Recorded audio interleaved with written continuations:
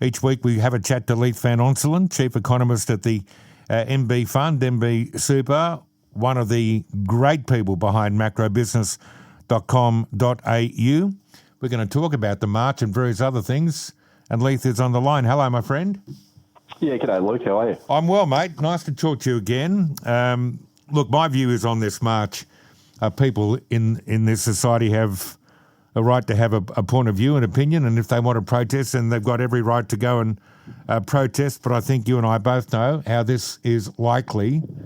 This is likely to be reported and covered, and the likely suspects in the political class will just have a field day, won't they? Yeah, look, mate. I'll be honest with you. I'm very worried that this march is going to basically backfire, and it's going to be seen like another Cronulla riots, that sort of thing, and it's going to basically, harm any sensible discussion on immigration.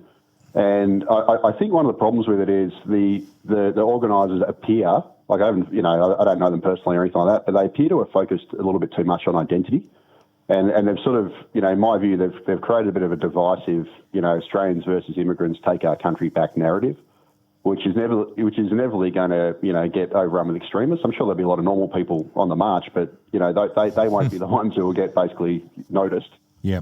And I think the risk is it's going to make legitimate discussions about population management untouchable and effectively tar anybody in the future that argues for lower immigration, as I have for, a decade, as being racist, extremist, that sort of thing. And we should also not forget that it's actually migrants living in places like Western Sydney or Western Melbourne. They're actually the ones who are suffering the most from extreme population growth. So, these are the places that are the fastest growing regions of Australia. And they're also the ones which are suffering the most from a lack of infrastructure, a lack of services. Go and speak to any mayor in Western Sydney and they'll tell you, they're basically crush loaded. And it's the same, where I live in Melbourne. In Melbourne, we've got a place called, Melton and Wyndham, which is one of the fastest growing regions of Australia. I've still got a diesel train. Yeah. And it's forecast to take, hundreds of thousands of extra people over the current decade. So, look, those areas are suffering the most. And I think a genuine march, it should have been a march for sustainable immigration. And it should have actually invited these migrant communities who are most impacted by high immigration to participate. Because, in my discussion, and opinion polls show this, that it's actually, people that aren't born in Australia also don't support high immigration. So they're the ones who also don't support it, and it's a numbers game, and they should have been, basically invited to march as well. And I think that would have been a lot better, and it wouldn't have been so divisive. And, it really should be focused on all the core stuff, so that we've got excessive levels of immigration, it's been poorly managed, it's straining infrastructure and services, it's making housing more expensive, it's straining the environment, and it's ultimately harming living standards. And that's the sort of nuance I think's missing from this debate. It seems to be a little bit too much us versus them. Yes. And sadly, it's also a result of the fact that the government has effectively, both the coalition, Labor and the Greens, they've really effectively banned a proper debate on immigration. And so is the media. Well, most of the media, obviously, not you and No media. banning of it here, mate, I can promise you. No, absolutely. But in the print media more, especially on the left side, any time, the term immigration's brought up, they gaslight, they basically use the racism card, that sort of thing. Yeah. And as a result, this is why you get these sorts of marches, because, we basically haven't, opinion poll after opinion poll for well over a decade has shown that Australians don't support big Australia immigration because they live in it. Yet the politicians keep shoving it down our throats. And then ultimately this is what you get. And that's why I've always supported a plebiscite on Australia's future population size. So at the next federal election, we should be given a plebiscite. We can basically vote on how big we want Australia to become. And then that should decide migration policy afterwards. And that would be the democratic thing to do. And the weird thing about this, Luke, is that Canada just experienced recently the biggest migration surge in their history. It actually dwarfed ours. As big as ours has been, theirs was bigger.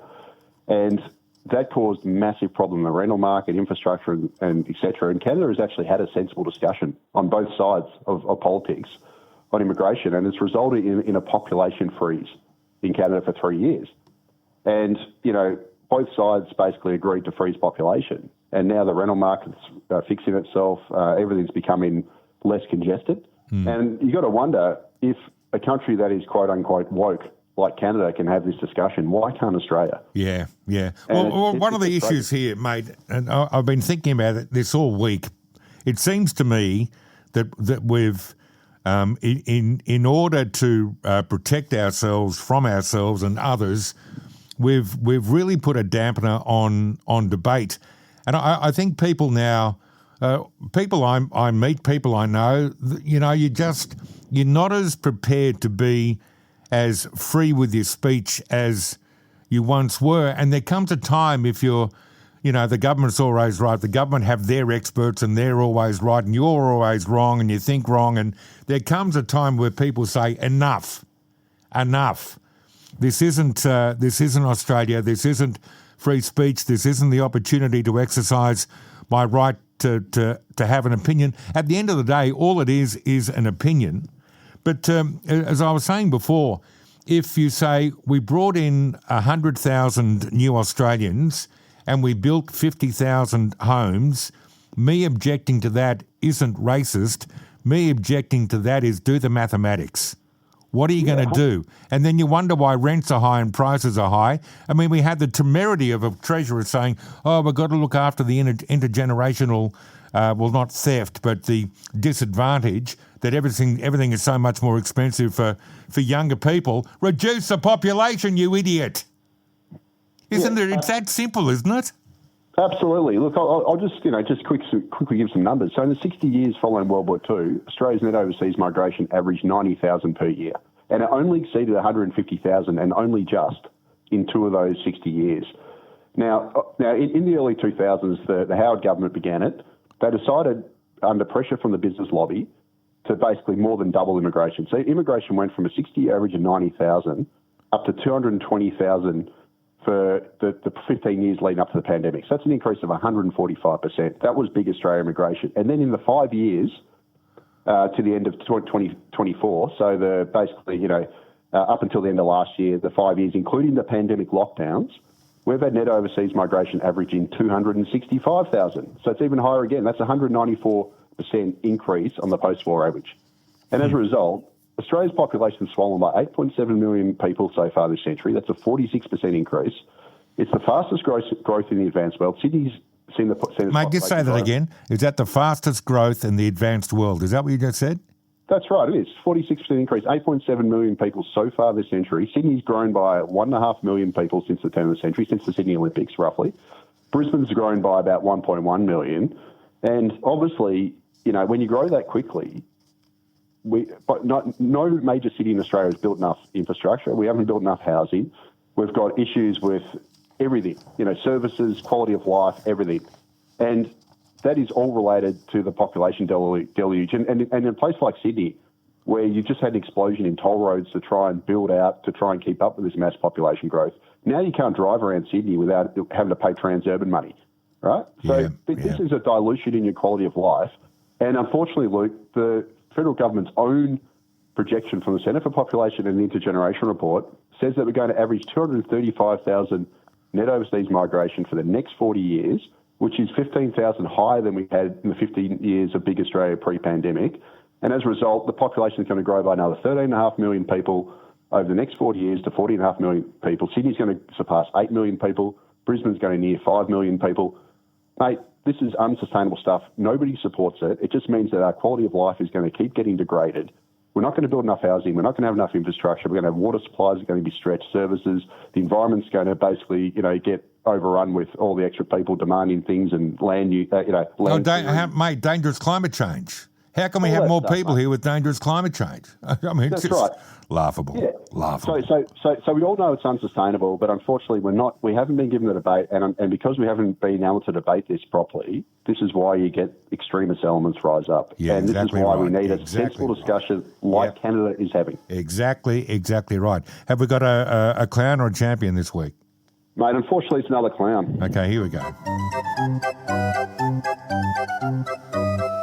The clown of the week. Who have you got for us? I've actually got the coalition, mate, the federal coalition. Yes, let's get them. I'll tell you why. So, as I've said multiple times, East Coast Australia exports nearly 3/4 of its gas, mostly to China, right? And we've deprived ourselves of gas. We've got gas shortages. We've got ridiculously high gas prices, which is impacting electricity. Now, the coalition during the election campaign announced a fantastic gas policy, right? They announced that they're going to basically force the gas export cartel, which is selling nearly 3/4 of our gas overseas to China, mostly. they were going to force them to sell uncontracted gas. So this is all gas that isn't under a contract. They're going to force it into the domestic market by imposing export levies. And what that would have meant is that the supply would obviously increase to us on the East Coast, and that would push down the gas price. And the coalition also promised to spend $1 billion to expand the North-South pipeline so that we have so gas is available on demand down the East Coast. It was fantastic policy. Unfortunately, Luke, this is why I said they're clowns. They were champions then. Is that they've announced that they're going to actually abandon their reservation policy on uncontracted gas, and they're going to replace it with a reservation policy only on new or. So unfortunately, it's not going to help us. No. So they had a fantastic policy to basically say, look, you guys are selling 3/4 of our gas.